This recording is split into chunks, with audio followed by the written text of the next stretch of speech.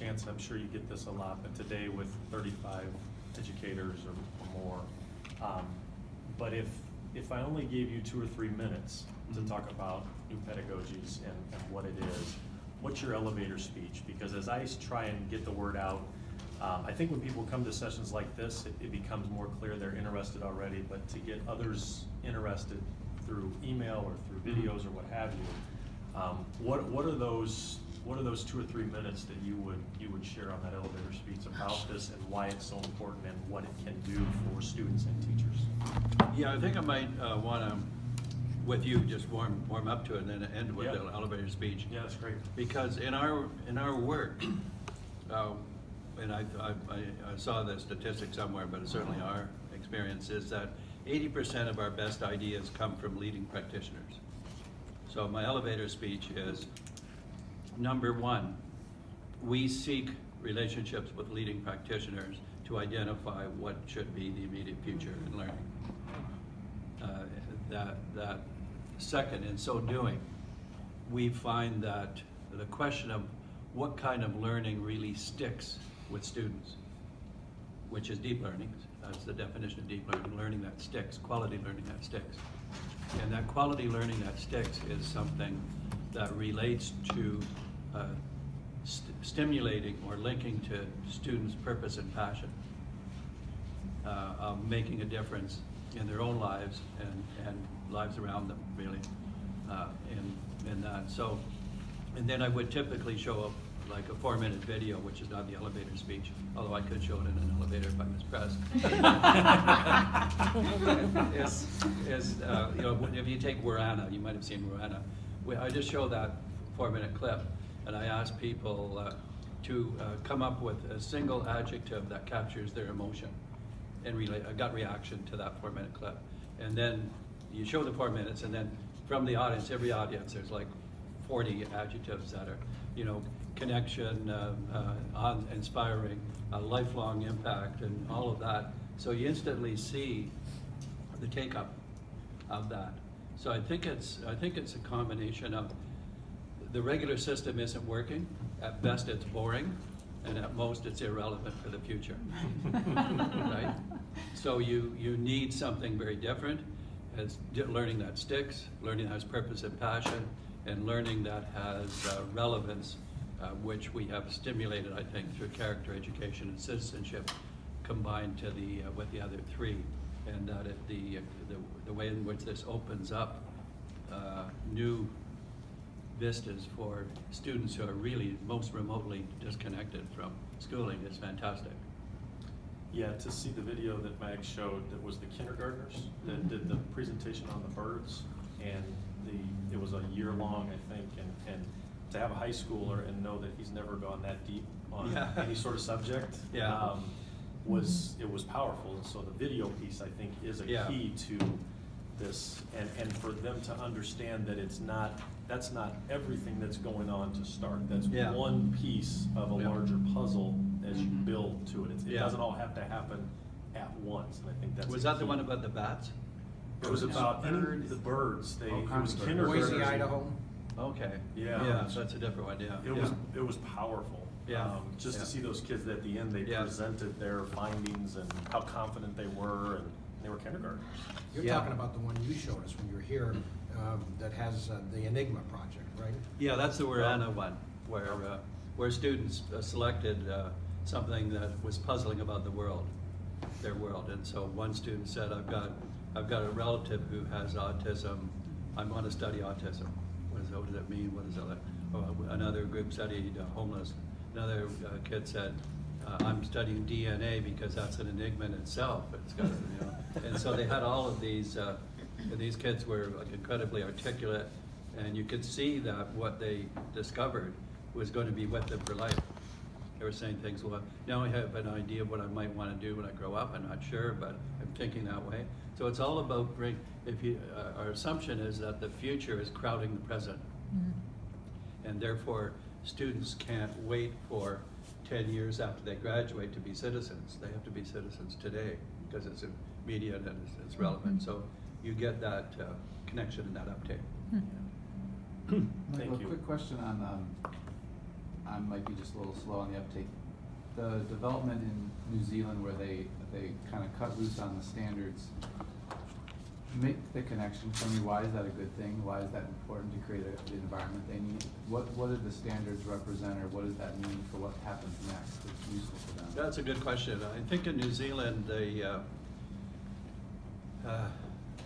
the problem, and this will be kind of feeding into your question, is that the teacher's version of a solution is give us individual autonomy.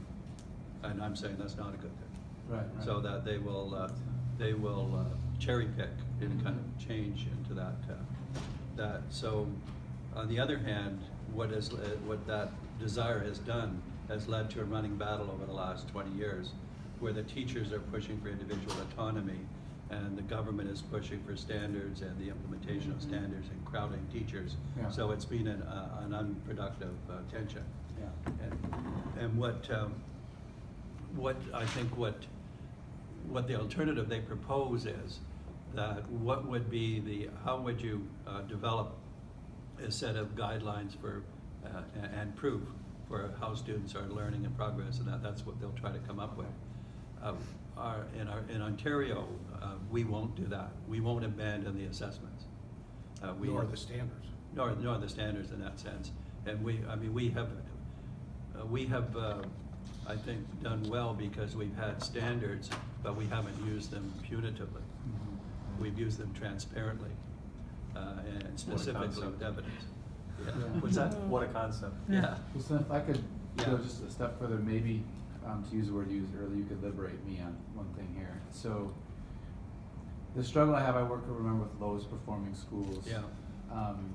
where performance based on standards and the standards of tests we have, Yeah. kids are not reading and writing and Right. doing arithmetic much, right? There's Yeah. no numeracy and literacy at high levels or even minimally acceptable levels in a lot Yeah. of the schools, though.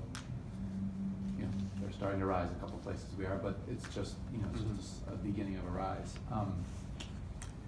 So I worry terribly about making sure that kids can do basic literacy and numeracy, but I don't want to chain them to boring ways of learning that. Yeah.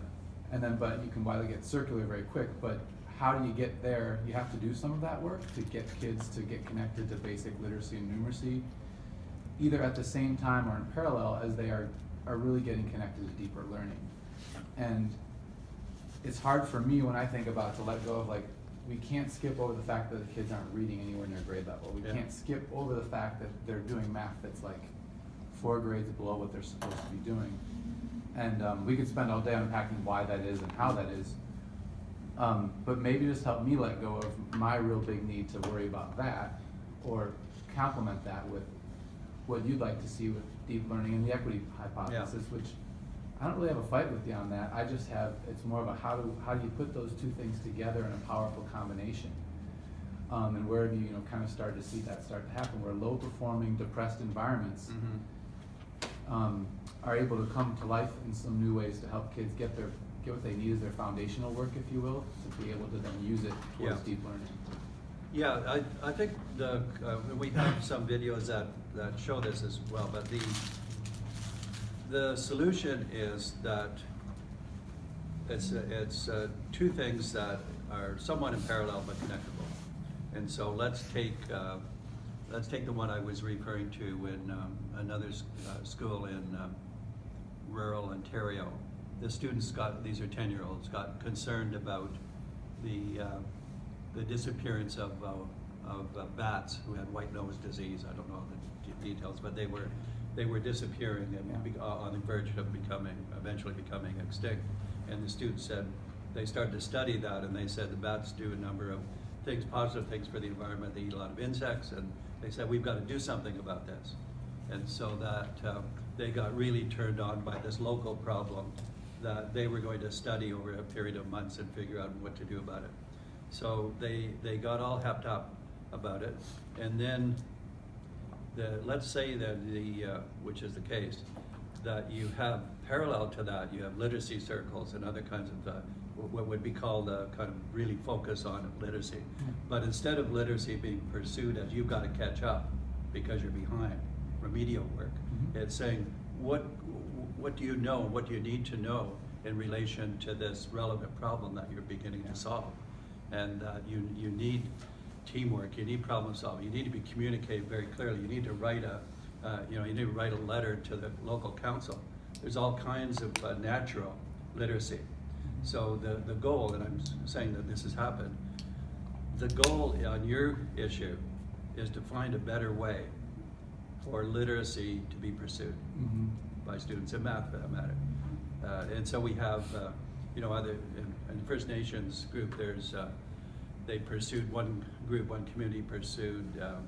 First Nations being Native Canadians. Yeah, we call it, it's FNMI is our label, First Nations, Métis, and Inuit. So the First Nations, the focus was on, they were experts at, I think, converting various elements of raising of corn into cooking. And so they, the whole place was organized like that. They produced a lot of great things, and kids, boys were learning to cook all of that. And they did all of this calculation and measurement and produced all this. And somebody asked one of the boys, so what did you think of the math? He said, what math? We didn't do any math. And they had done tons of math to figure out, how to cook and all of that stuff. So you can also do it more rigorously, but our slogan is, if you want to, our slogan is attack inequity with excellence. Don't dumb down, smarten up. So I want to, if I were you, for example, and I was seeing deep learning, I would want to say, reassure me that there's more literacy being learned in this example of deep learning than if we had done that, because there is remedial work going on, but it's in the context of these applied problems where the student is motivated more to wanting to be able to articulate, whether it's on paper or writing.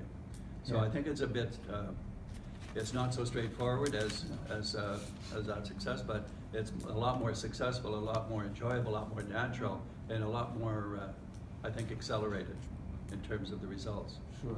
So That I makes would a lot of put- sense. What does that imply for the role of the teacher, do you think?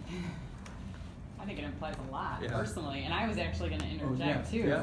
Well, because I think that for me, what I got really excited about, especially seeing it in action in Michigan, and I also had the benefit of hearing from many different teams from New Zealand, Australia, and actually from Canada, the school that did the Etho mathematics curriculum. Mhm. So I got to see that one, which was really great with all the elders who came in and Yeah. did all those things, which was awesome. For me, it was using the students. They start driving their own learning. And they, when you mentioned, they, to me, pursue their literacy in math in a relevant way, Yeah. versus them feeling like, if you talk to a lot of kids, school is something done to them that they have to go to, unless they happen to be naturally born a kid that enjoys academics, right? Mhm. So the Yeah. ones that naturally, that's just who they are as a person, do great. Yeah. And it's set up just for them. The other ones, they don't see it as like, oh, it's this thing again. It's the same thing where kids' homework is always the big crux, right, between teachers and students. They see it as a punishment, as Yeah. something that the teacher did because they're mean, Mhm. when actually they should be seeking their own things. So it's really turning them loose on their own learning. So I think it has a lot of implications for teachers and teaching, because in many cases, what I see, especially in American high schools, is so much of the teacher-driven everything. They are the ones who are masterminding everything and learning a great deal. They're doing a great job of that. But the students themselves aren't the masters of their own learning, and I think the natural state for a human being is to be in a learning state. So I have a question.